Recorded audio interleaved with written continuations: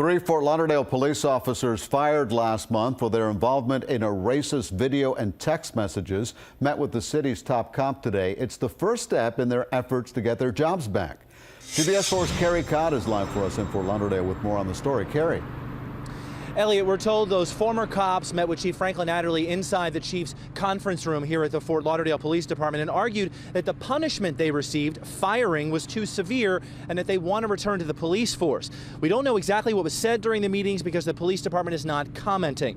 The case centers on two things: this racist video showing vile images of violence against blacks and hateful images of bigotry, as well as text message conversations between the officers where some of them mentioned killing black people.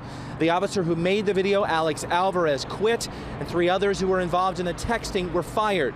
As part of the officers' union contract, they're able to file a grievance to try and plead their case. The chief of police has 10 days to respond to their request.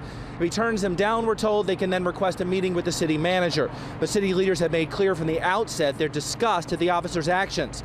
Activists from the Dream Defenders, a group that fights to hold police accountable for their behavior towards minorities and the poor, says these officers should never be cops again.